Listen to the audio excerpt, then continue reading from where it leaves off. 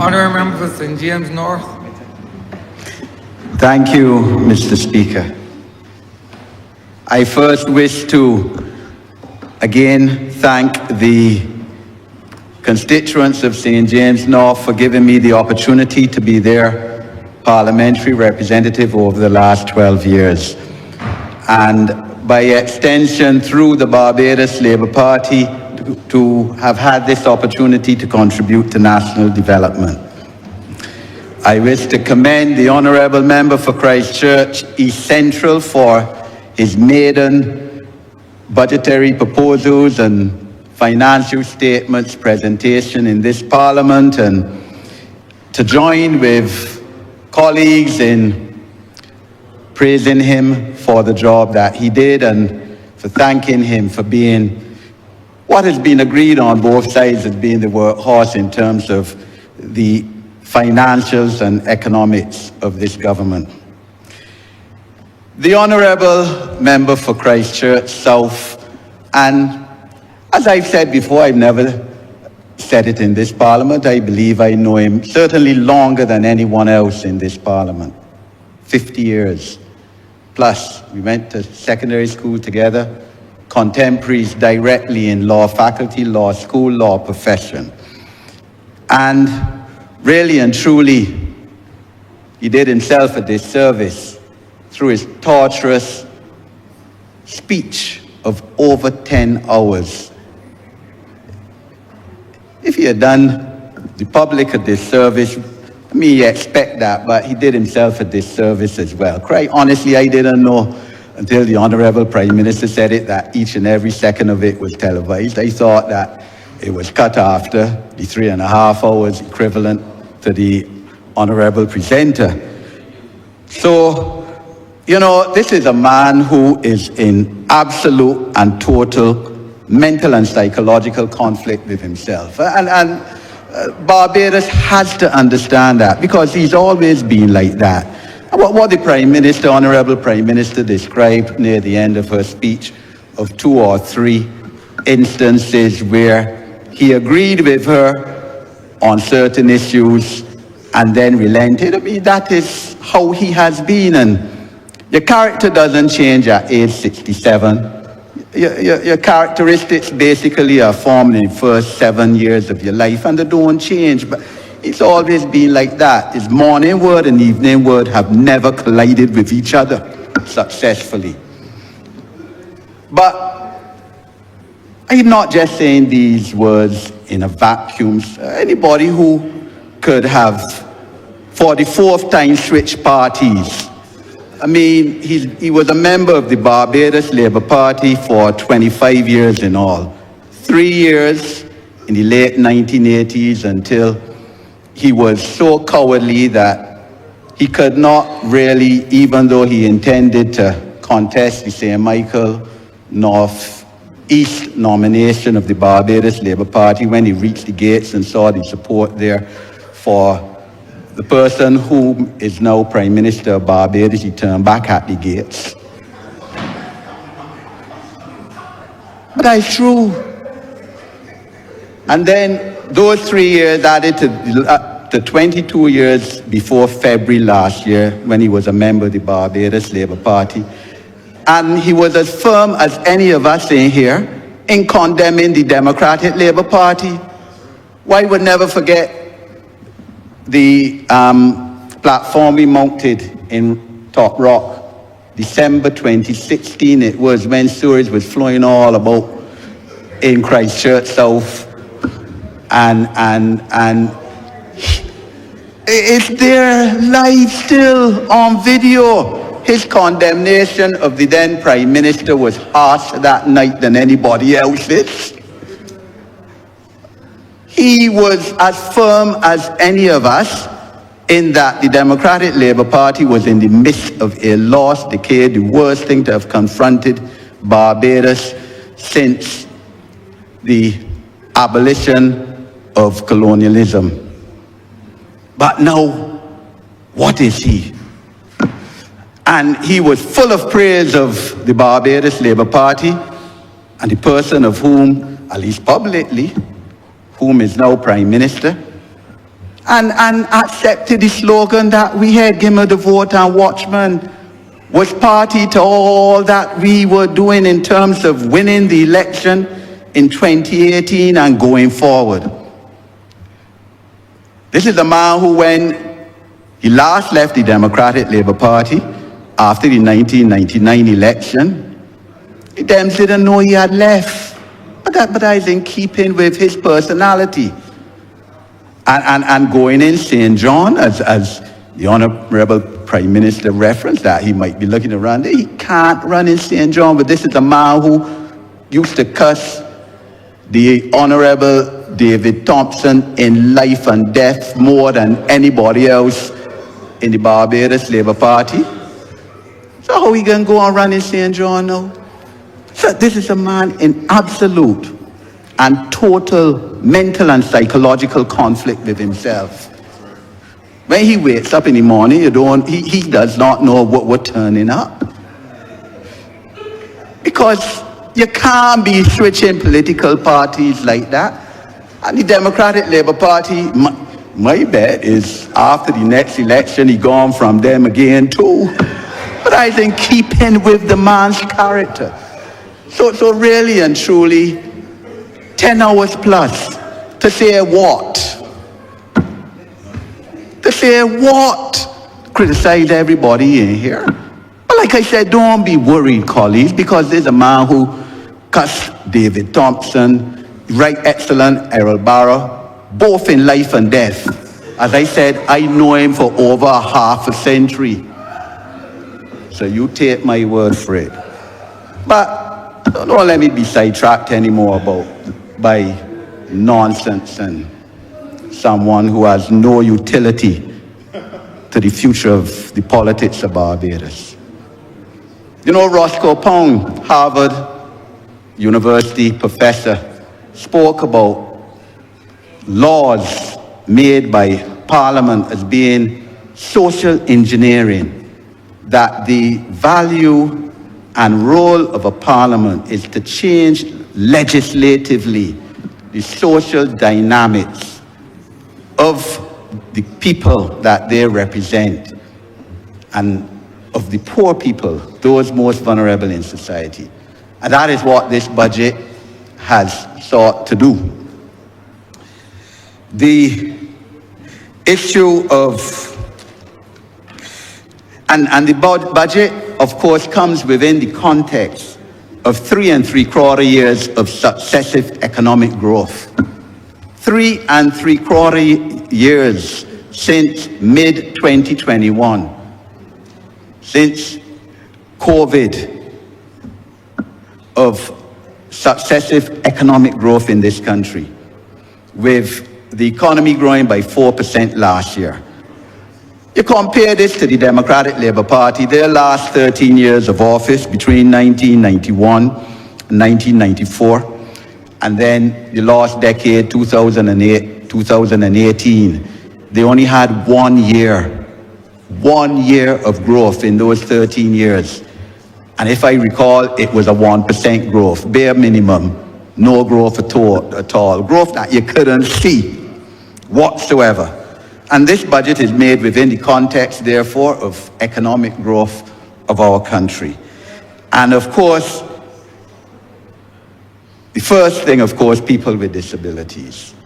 And when the Honourable Prime Minister stood almost exactly a year ago in this Parliament and gave for the first time benefits, extended them to persons with disabilities, and the first time since 1967, when only the blind, the deaf, who couldn't speak, got benefits.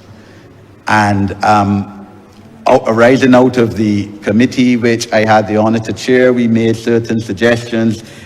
They were put into effect. And the Honourable Leader of the Opposition comes here yesterday and today, 10.5 hours, and couldn't find 1 minute to speak in praise of the further transformations in the lives of persons with disabilities that this government is pursuing. And I say that because last year he began his reply by saying how he had received correspondence or a call from a parent of a person with autism as to why autism was not included now in the category to get benefits. And the Honorable Prime Minister was able immediately on a point of order to get up and tell him and the Parliament and the people of Barbados that I had already spoken to her, saying that that's an omission that we need to correct and that she was going to put it in, which she did. But these benefits came in on the 1st of October last year. And by the second week, mid-October, we realized, and I say who, the Most Honorable Kerry-Ann Eiffel, in fact, called me and said, but you know, Eddie Boyle, we omitted, or Parliament omitted now minors. And, you know, because before, as I said, blind, deaf, without speech used to get, and the Prime Minister now was giving everyone non-contributory pension to minors, the equivalent. And I said, you know, but we obviously, that slipped us because we thought naturally now by giving the minors of persons with autism, cerebral palsy, multiple, and cirrhosis and Down syndrome, that it would come in. So it was an omission.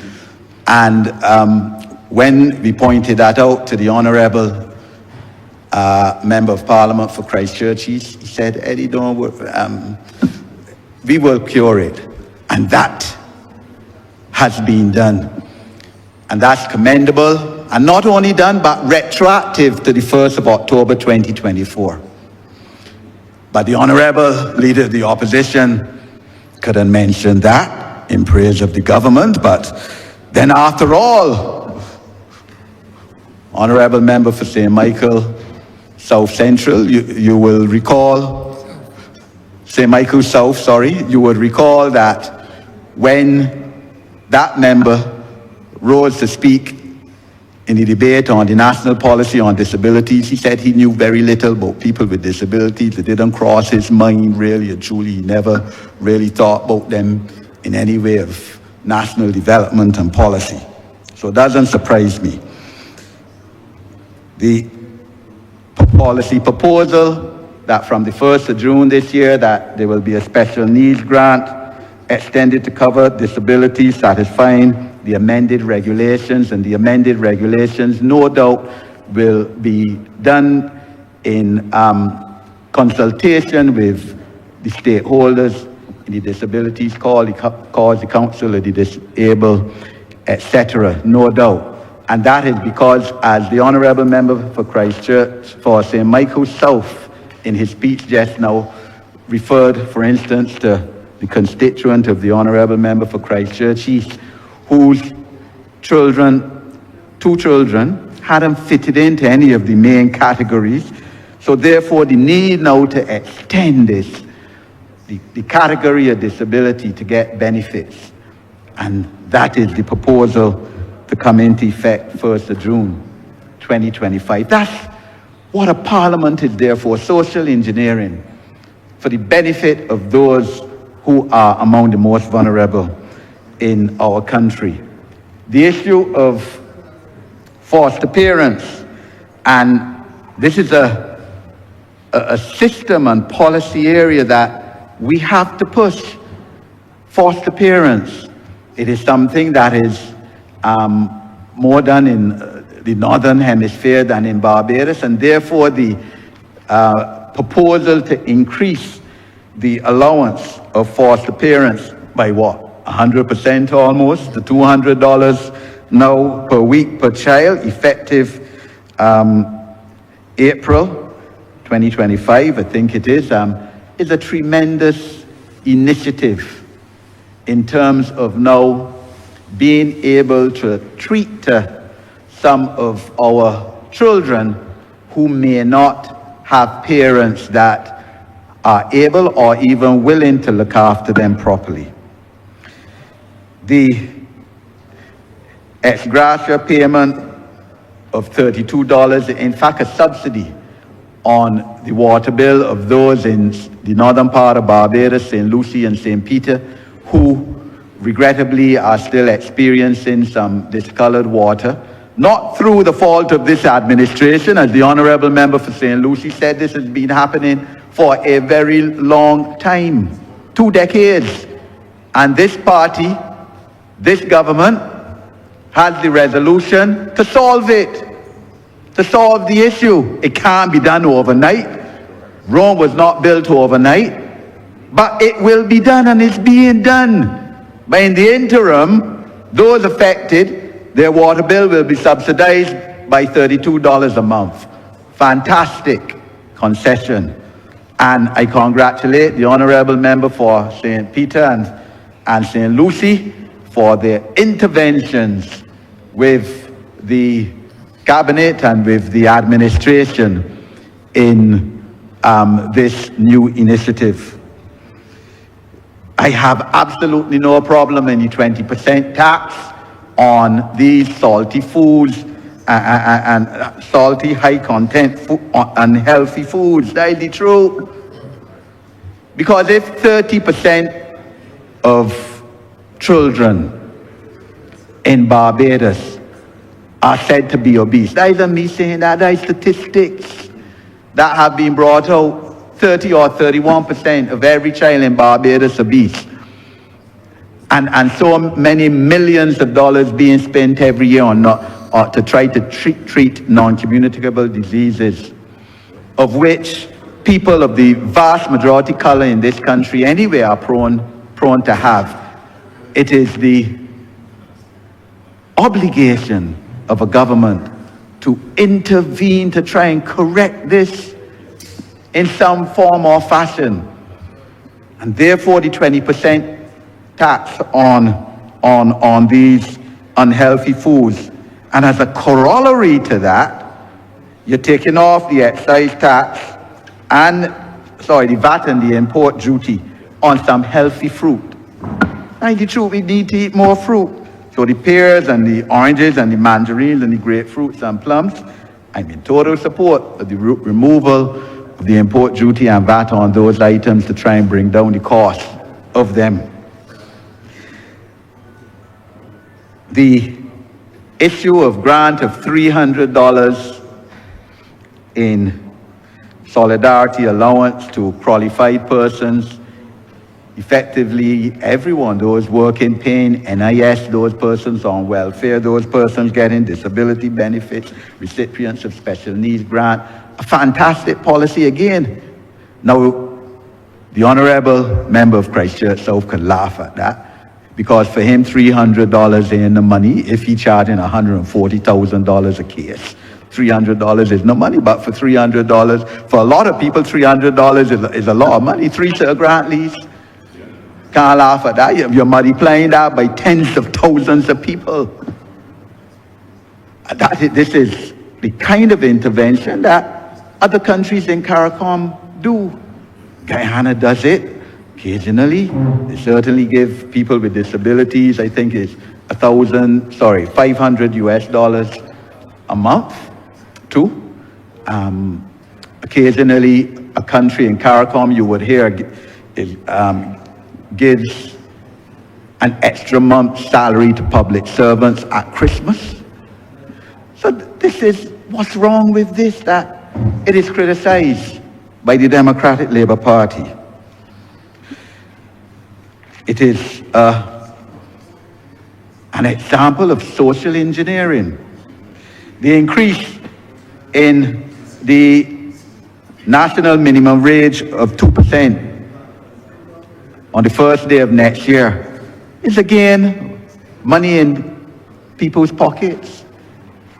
And even before now, the next negotiations for salary increases of public servants, which will be for the, third time since 2018 when we came into office, decision taken to increase the national minimum wage by 2%. A national minimum wage that before 2020, you can't even remember when it was last set.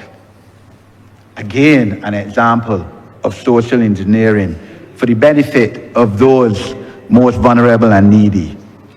The issue of maternity and paternity leave is key. This was a promise made on page 27 of the Barbados Labour Party 2018 manifesto.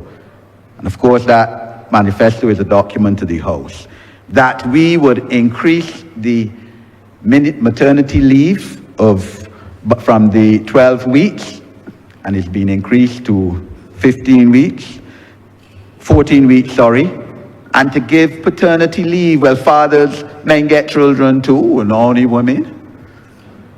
So the 3-week paternity leave, fantastic. And as the Honorable Prime Minister said, if it took a woman as head of government for that to come in, we thank and commend her and the cabinet, or the minister, the junior minister, Minister of State in Finance, for that initiative. And of course, the limitation in conditions, or the removal of conditions where the parties don't have to live together to get the benefits, is a recognition of the reality of Barbados, the truth. So I commend that as well as an initiative in social engineering. Outside of the main financial and budgetary proposals, the issue of educational transformation is key and is at the core of our future national development.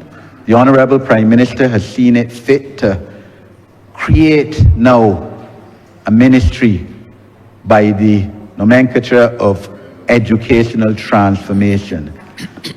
And I support this initiative. You know, the Honourable Leader of the Opposition, and not for the first time, there's at least the second time he said it in this Parliament, is against the abolition of the common entrance.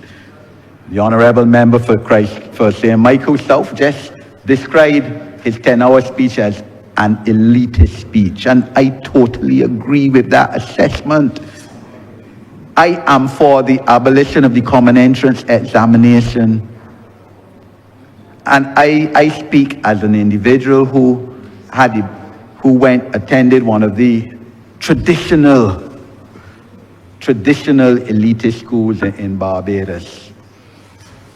And from that perspective, I see the inequity, the inequality of the common entrance examination. It condemns too many people at age 11 as failures in the eyes of too many people in society. That's the perception, that is the truth.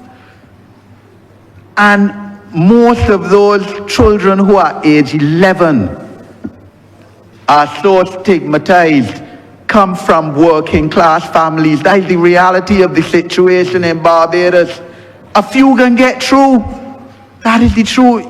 You could always point to examples who get through, but the majority do not. And it can't be a case that at age 11, a child is condemned or stigmatized as a failure, that his sibling may get into one of the traditional big name schools, the schools, as they say, with Latin mottos, but they don't, and therefore there's a differentiation in the treatment by the family or others against that child growing up with some kind of complex. As I said, that is not so in each and every case, but it's so in too many cases. And a caring government has to redress that inequity and treat our children fairly. And the progress of having a common entrance examination still is that age now 16, 17, Too many of our children leaving school, secondary school, without any certification, without any skills, and are expected now to face the adult world in that state. It can't go on anymore. Educational transformation must come. And it's a key component of this country. And I wish the Honorable Senator in the other place who now has the ministerial mandate for that all the best in this. It has taken us a bit too long, I must say, for this to come about. I remember the Honorable Prime Minister on our first anniversary of election victory in May 2019 in Carlisle Bay Car Park, speaking towards the abolition of this common entrance examination. I believe it is an idea that she had from the time she was Minister of Education, and I really look forward to this coming about. Educational transformation, change in curriculum, courses on anger management, conflict resolution, teamwork, that we teach some entrepreneurial studies from primary school. And I was happy to see one of the private sector and business leaders in Barbados saying that publicly on 2 weeks ago. When I said that, when I was an opposition member of parliament, that we should teach entrepreneurial studies in primary school, the then Minister of Education, a man with absolutely no vision, said that children should be pitching marbles and playing rounders, and I want tell them that they should be taught business studies. But that is a man who was symptomatic of an administration without any vision for the national development of this country. We are transforming this country in terms of social empowerment. And the bill which was brought last Friday and passed in this parliament, the Social Empowerment Agency Bill, is key to this here. Because our system of how we treat to the most vulnerable in terms of welfare and benefits has to be reformed to it. Has to be less bureaucratic. It has to be made easier. And the bringing together of all the agencies under the ministry is key. And to be truthful, it can cut out some fraud too, because there are cases, as we all know, where some people, especially during COVID, were able to get benefits from 2 and 3 aspects of the ministry. The mitigation, benefit, and welfare, and another one too. So this is also key to part of the transformation of the lives of Barbadians. Community parenting is a key aspect which we need to develop and cement going forward. And of course, the Ministry of Crime Prevention is now under the Ministry of People's Empowerment and Elder Affairs, and we have to go more into the communities, take community parents to our communities. We perhaps need to consider, not perhaps, we do need to consider, in fact, giving community parenting before some of our young people get children. Your Honourable Member has 2 more minutes. Thank you, Mr. Speaker. And I look to expand on this topic. I have been invited to give the address at the annual general meeting of Parados later this month, at the end of this month, where I would expand on this, on my ideas on this issue. National service. This government has brought into effect many initiatives to give our young people skills, whether it's the National Transformation Initiative, whether it's construction, gateway, whether it's all the courses, whether it's the youth corps, but we may very well have to see how we expand this to get more people involved in these programs to develop skills and vocational training. And at the national level. And I'm sure that the administration will look and work on that. And we have to expand, as I heard the Honourable Member of St. James South say, I think last week, we have to look at expanding the capacity for our vocational training facilities. Mr. Speaker, I have full confidence that this administration will be able to put in place all of these noble budgetary proposals which were revealed in this Parliament 2 days ago. And the people of this country can have confidence that this is an administration which cares about them and which will do its best to make a better life for the people of this country. I thank you, sir.